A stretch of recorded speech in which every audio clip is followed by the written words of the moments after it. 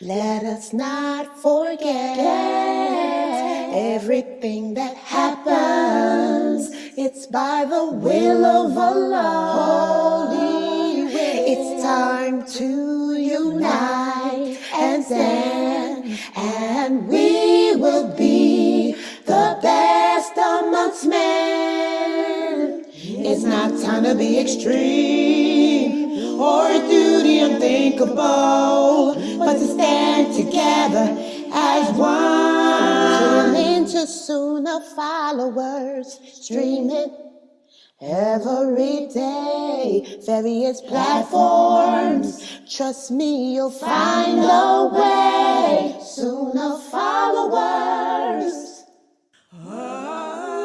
Assalamu alaikum. Please mark your calendars. Starting this Friday, March 1st, we will be replacing the 6 p.m. Eastern Aqidah class, Al-Wala Wal-Bara class, with a special program for the month of Ramadan. Please join Ustada Layla Nashiba for the first 7 days of Ramadan with a preparation course. Allow her to walk you every day after that with the fiqh of fasting. Don't forget, mark your calendars, and we're streaming it right here on Sunnahfollowers. Ina alhamdulillah, wa salat, wa salam ala wa rasulullah. Welcome everybody to the 5th day of Ramadan 2024. Oh yeah. How does it feel for the new fasters? How does it feel for the children? The first week is almost done. You've almost completed the first week of Ramadan. See how fast this goes by? And your body is getting used to it now. Okay. You might be a little sluggish like me. I just woke up, unfortunately. You know, I'm up all night doing stuff for the website, making videos and getting the schedules together. So I don't get to go to sleep until like 8 in the morning. So I wake up like around 4. So that's just normal for me because I'm a third shift person anyway. But subhanAllah, even if I were sleeping like you guys, regular, daylight hours, you might start to feel a little sluggish now because that's, again, your body getting used to it. But you can keep doing it. Just keep reminding yourself as to the blessings you're getting by not breaking your fast, by being resolute in that. You're earning Allah's love and you're earning Allah's approval, and Allah is going to start making good things happen to you. I'm going to tell you guys, by the 3rd week of Ramadan, good things are going to start happening in your life. It always happens. The 3rd week, something good, something that you've been wanting or waiting or looking for that was good or positive is going to come through during that 3rd week. So you have to be resolute. Don't give in to your jinn that's trying to get you to think that, oh, this is too much, I'm tired. No, you're not. Because if you were fasting, if you were not fasting, would you really be sitting there stuffing your face right now? No. What would we be doing? Something else, watching TV, playing Reeboks, whatever, playing that stuff on the Twitch, or we'd be out in the streets at the mall, acting a fool. We would be wasting our time. That's what we would be doing. We would be doing something that's of no importance, no value. You probably wouldn't be stuffing your face. You'd be sitting there doing something else. And that's the other lesson to be learned from the month of Ramadan is how to make the use of our time, how to make better usage of our time. And that's what we're going to be speaking about today. And for the children, I want y'all to be looking at me on the big screen. I want to give a shout out to the cheering of Sunnah followers kids. Sabrina, mashallah, I'm so proud of you helping your mother around the house. And taking care of your little sisters. I'm so proud of you, Sabrina. And Sabrina attends all the classes, plus goes to school. And also Tahira, alhamdulillah, that's Fresno's grandbaby. She's being homeschooled. I'm telling you, parents out there, Check out Sunnahfollowers.org. Sheikh Kareem Abu Zaid's international homeschool. You know, and that's why I tell you guys, the books that we use for his classes, buying the books helps to keep the tuition down. It's not that much, just $300 a month for homeschool. Your children, instead of putting your kids in the secular K-12 program, you can have them in Sheikh Kareem Abu Zaid's K-12 program. Yes, his school, online school, is from kindergarten through 12th grade. Not only are your children getting a secular education, you know, by qualified, bona fide teachers, but they're also getting an Islamic education too. So I want all the parents listening to me to check out Sunnahfollowers.org. Sunnahfollowers.org. That is the Muslim K through 12 international school. It doesn't matter where you are in the world. You know, it's international. You can put your kids in that home school and it's accredited. Okay, it's accredited. So I want you parents to work on that. Try to homeschool your Muslim kids. You know, kindergarten through 12th grade. Subhanallah. And I'm going to tell you something else that Safa USA does. Y'all want to know what they do? You know how, wait a minute, hold on. Norto, did your people deliver yet? Did I hear a knock? Let me check my door for 1 second, guys, because Norto delivering something to me. And I think I heard a knock. My Starbucks for when I break my fast. It ain't time to break fast yet, but Norto, alhamdulillah, and Aisha delivered me Starbucks. May Allah bless them, forgive them of their sins, I mean. But as I was saying, Sunnahfollowers.org, I mean, seriously, guys, you want to put your kids, homeschool them. You can teach, the kids will be getting a good Islamic education and, you know, a secular education. And a good thing about Safa USA that I like is this. You know how in the Kafir schools, the kids go on trips to, like if you're in the French club, you can go to Paris. Y'all know what I'm talking about? Or you can go to Germany, you know, or they'll take the kids at the end of the year, the school year, they take the kids to Cedar Point or Kings Island or Geauga Lake or something like that. Well, guess what Safa USA do with their kids at the end of the year? They take them on Umrah. Hello? Did y'all know that? Oh, yeah. When I'm telling you, y'all listening to me? At the end of the year, the kids go on a trip to Mecca, to Umrah, subhanallah. That's what they do every year. The end of the year, after when the kids are done with school, they go on an Umrah trip and they make it up. It's low cost. It doesn't cost that much for them because he's got the package deal. So, you know, seriously, guys, check out Sunnahfollowers.org for your children to be homeschooled. You know, if I had any children, that's what I would be doing. I would be homeschooling them with Sunnahfollowers.org. And you guys know Sheikh Kareem Abu Zaid, his Aqidah is correct. You know, your children will be learning, you know, what it truly means to believe in Allah, wala wal bara, and all of this. They'll be learning, knowing how to get to know their Lord, all of that. No innovation, no deviation, and learning how to pray in addition to learning, you know, the secular stuff. So check out it. And then at the end of the year, go on a trip to make Umrah. Hello. Expenses paid, included, you know. I mean, it's nice. I saw the pictures. It's just wonderful. All right. So today, what I'm going to be speaking about, and by the way, I see my other little kids in here too. Shuaib, Yusuf, where's Yusuf? Subhanallah, is Yusuf growing his hair too? You know, the little curls are gone.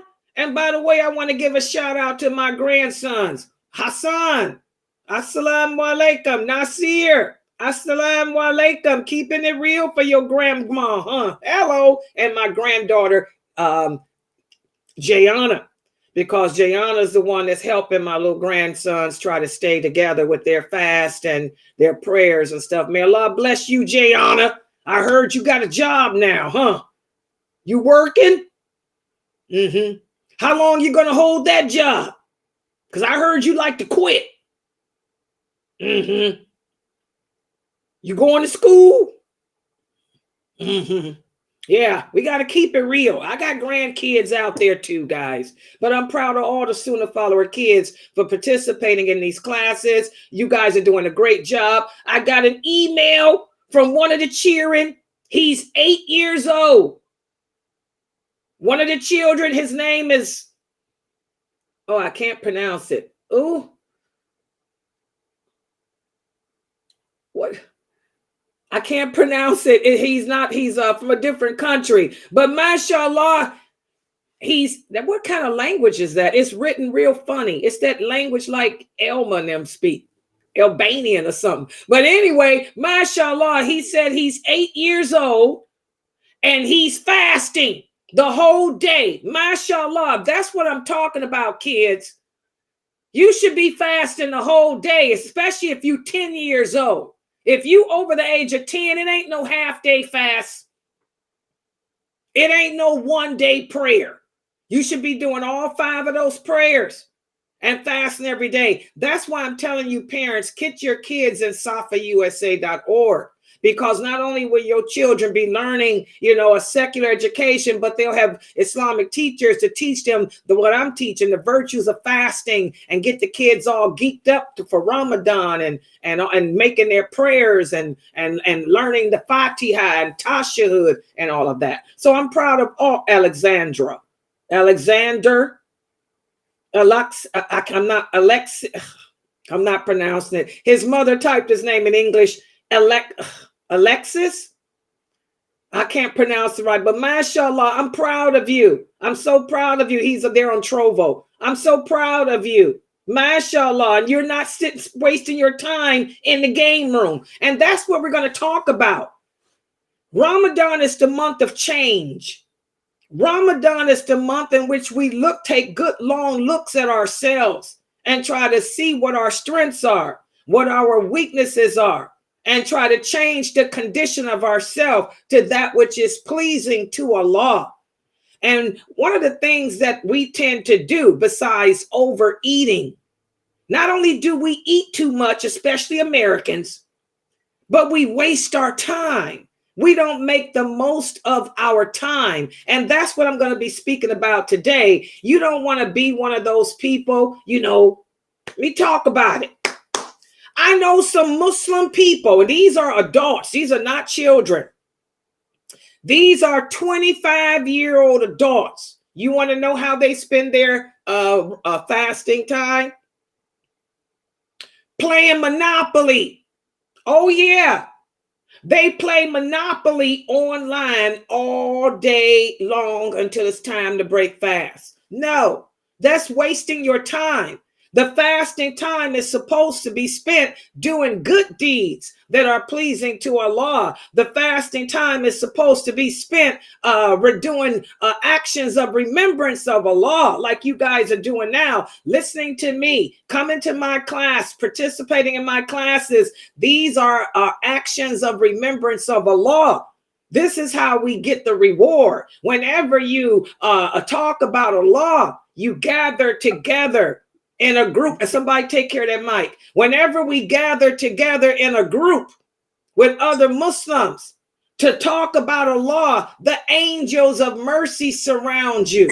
Somebody take care of that person on the mic. The angels of mercy surround you, and they beat their wings and they make dua for you. Okay? So, you don't want to waste your time, playing Monopoly, playing video games, because angels of mercy is not coming around you, but they are sitting around all of us right now. All of you who are on the TV and the computers listening to me, the angels of mercy are beating their wings and making dua. They're laughing. They're saying, wow, she's talking about us. Wow. Oh, Allah, forgive them of their sins. She's speaking about us.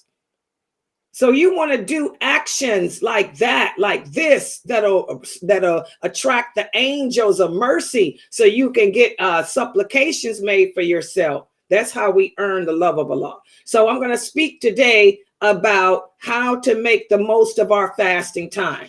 And again, I want the children, they're watching me on the big screen TV. For the parents, You're on your cell phones, take screenshots. Let me put everything down. And I want to make sure, do I have any moderators in the Zoom room? If you're in the Zoom room, please. Okay, are you going to be watching them, Fame? Yeah, I don't know who that was that came on the mic, but just keep an eye on that. I got them. Okay, good. Because evidently that's going to be the issue. All right, let me take this down. Okay. Okay, I'm going to make it big screen. Whoa. Okay. Let me share my screen first with the people in Zoom. Okay. There's that. Okay, for the guys on YouTube, there, I'll show y'all the full moon while I set you guys up now for the power. Okay, for the PowerPoint, here we go. Yeah, you get a little weak. One of the sisters here on LinkedIn, Sister What Fast, she said, yeah, you get link. What Fast, do you ever sleep? She's in the Emirates, but she's always here for my class. Alhamdulillah. That's the luxury, huh? Of not having, of having your money and stuff, and you can, get on the internet. Yeah, I'm gonna come visit y'all one day. Seriously, if I get my bills paid off and I can travel, then I'll come across the ocean. I tell you, I got to, I'm adjusting to retirement, man. I'm used to having more money. Okay, everybody look, and hopefully you can see my screen. This is a big screen. I try to make it bigger and put it all. Okay, I'm looking at myself on, yeah, there it is. So this is the 5th day of Ramadan. And today we're going to be discussing how to make the most of your fasting time. You don't want to squander your time wasting or watching TV or playing cards or playing games. You want to try to get close to Allah. So let's talk about it. Listen to what Allah teaches us about time. We're Muslims. Islam regards time the following way. Allah encourages us to take care of our time, to be careful how we use it. He encourages us to not waste it. And Allah will hold us responsible for how we spent it. So I want you guys to know, any of us can die at any moment. When death comes and you're in that grave, the angels are going to ask you about how you spent your time. Why did you waste your time watching television? Why did you waste your time on social media? Why didn't you spend your time praying or reading Quran or listening to Sister Layla's lectures? We're going to be held accountable for how we spent our time, guys. And I want to give you some examples as to how the companions spent their time. Listen to what Al-Hasan al-Basri. Who was Al-Hasan al-Basri? He was one of the 3rd generation of Muslims. He was the 3rd generation. He learned from the 2nd generation of Muslims. And he was saying, he said, I saw those companions, and I saw how they spent their time. He said, and they were careful about their time. They were careful as to how they spent their money and how they lived their lives. Death can come at any moment. You want to have a good ending. You want to have a good ending. If I were to die right now, this would be a good ending because I'm dying sitting here teaching about Allah.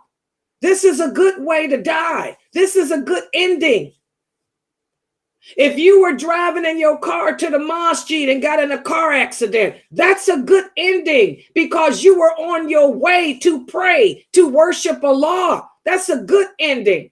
And that's how the companions, thought. They would say, wow, I'm going to be careful of what I do, how I spend my time. So if Allah should take my soul, he's taking my soul in a good state, a good condition.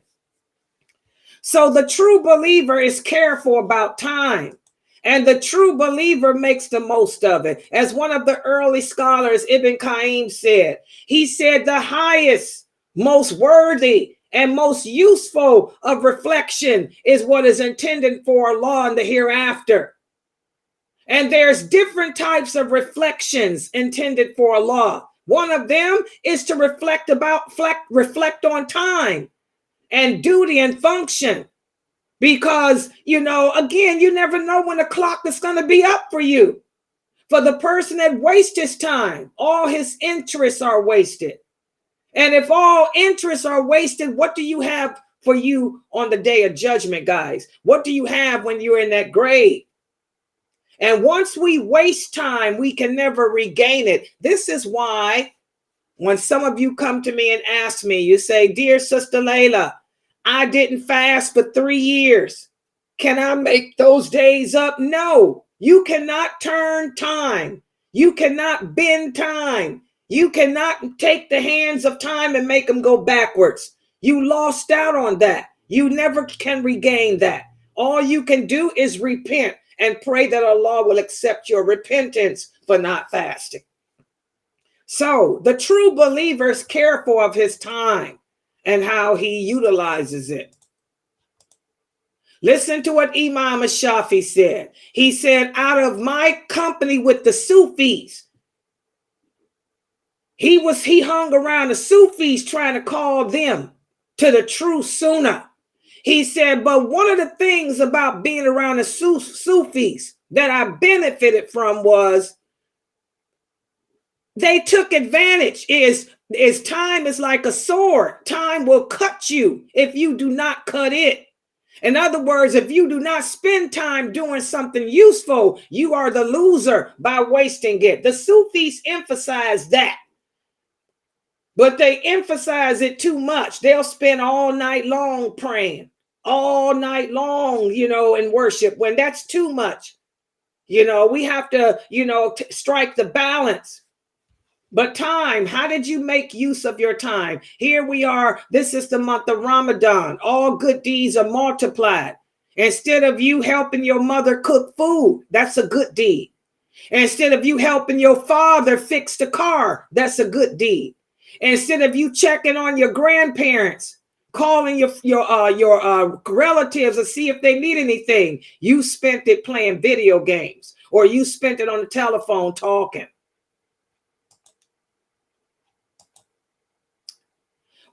Also, another one of the Imams said, time is life itself.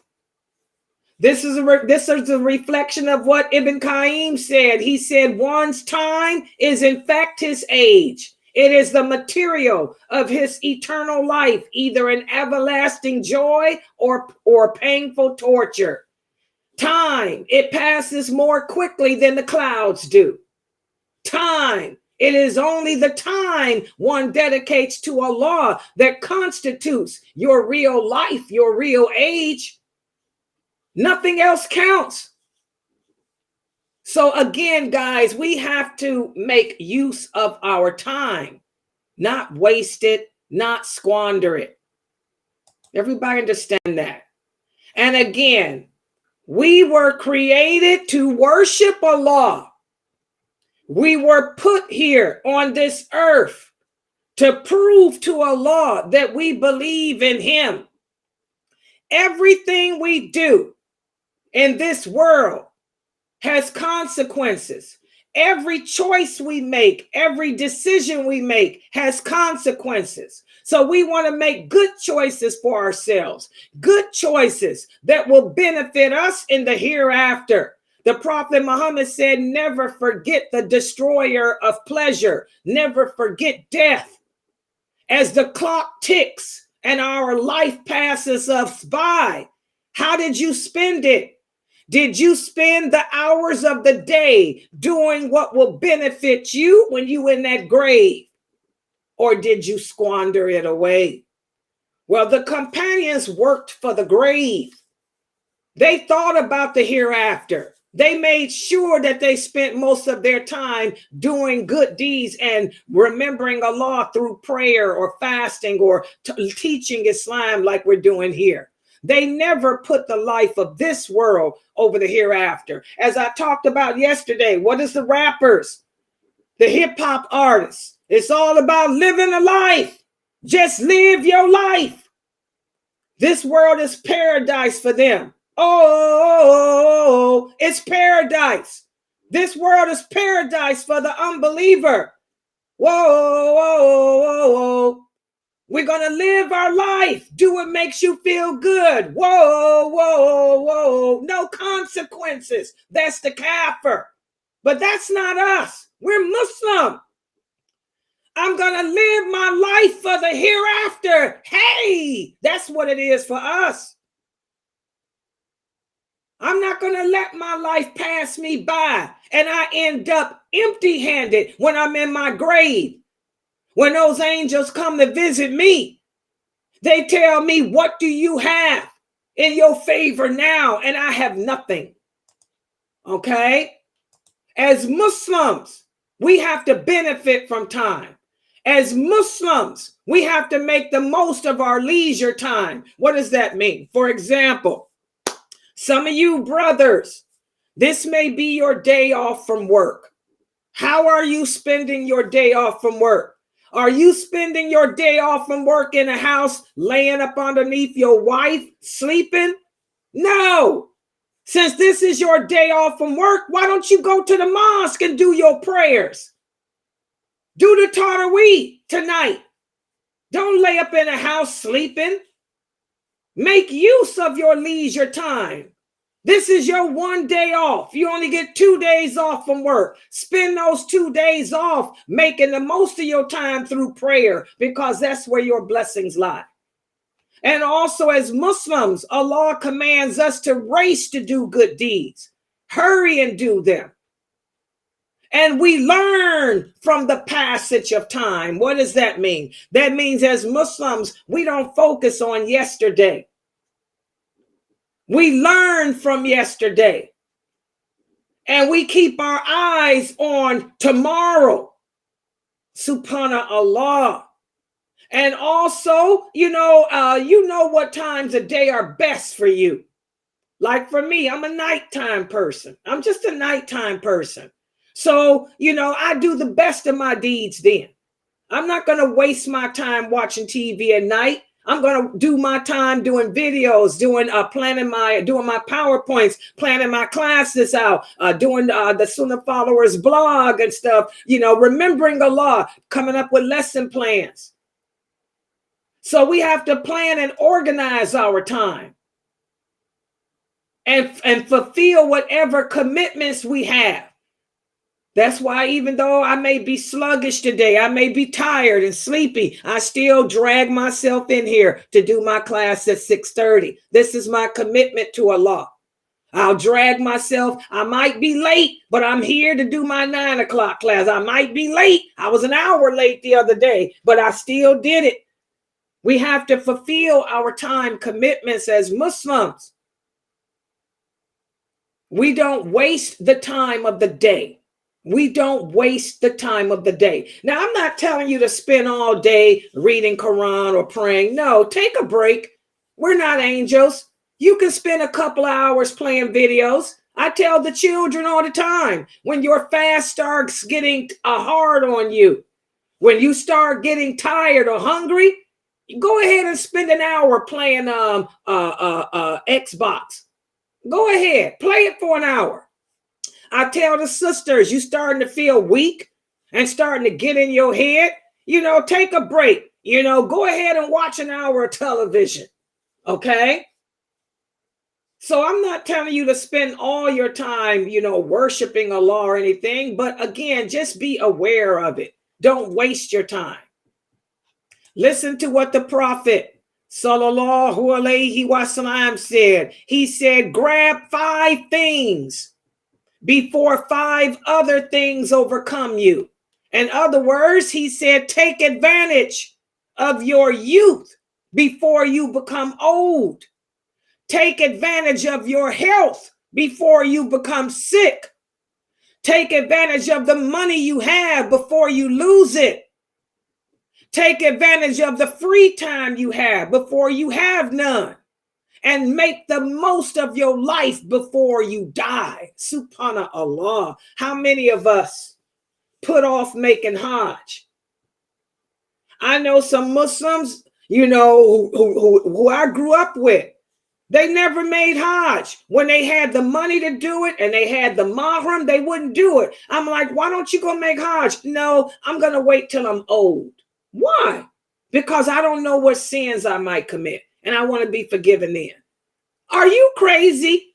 A lot of those people died. They didn't even live to see old age. Or now that they are old and they make Hajj, they have a hard time with it because they can't walk. They got to be pushed around in a wheelchair. You should have taken advantage of it when you were young and healthy. Subhanallah. Don't put off doing good deeds. Do them immediately. So this hadith points out the importance of time and the initiative that it takes to invest in it. And again, this hadith warns against not making the most of your time when you're able to. So I want everyone to ponder that reality. Also, the Prophet, sallallahu alaihi wasallam, used to call upon the Muslims to take the initiative to do good deeds before hardship arise.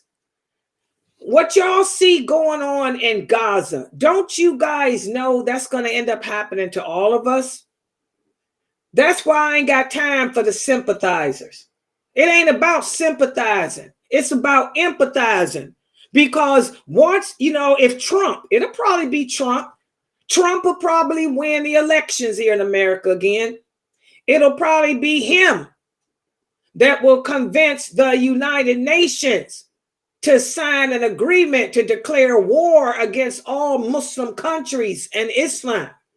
And when that happens, what's going on in that genocide in Gaza will become genocide in the whole world against all Muslims. That means right here in America, right there in the United Kingdom and Australia, the Prophet said there will be no place on earth who will not fall victim to this genocide. So what's happening in Gaza is going to eventually happen here in America. You guys here in America, you Muslims here need to take advantage, of doing good deeds now, because it's going to happen. How are you going to be when they put you in tents, kill you and your children and your wives and your husbands, and the ones that's left alive are pushed out into the deserts of Arizona in reservation camps like the Native Americans? The Prophet said, do good deeds before hardships arise. He said, lose no time to do good deeds before you are caught up by one of the 7 calamities that will happen. Number 1, starvation that will impair your wisdom, or a prosperity that can mislead you, or a sickness that may damage your health, or old age which may harm your intellect, or a sudden death, or the Antichrist, or the day of judgment, or like I just said, the war against Islam. So we need to take advantage of doing good deeds now, because these things are going to happen to us here too. Okay? So this hadith urges us to take the initiative and not delay doing good. And the intelligent people are those who do make the most of their time. Subhanallah. Also, in another hadith, the Prophet sallallahu alaihi wasallam said, if a person becomes worried, he will hurry up and do what needs to be done. And if he hurries up, he will reach his destination sooner. And that's the problem with Western Muslims. You guys got it easy. You don't have no worries. You think you're going to live forever. You think that there'll never be war here in America, war in the UK, war in Australia. But if you would worry that there will be war here, then that'll make you do the deeds that you need to do that will help to take you to paradise. We have to stop taking life for granted here in the West.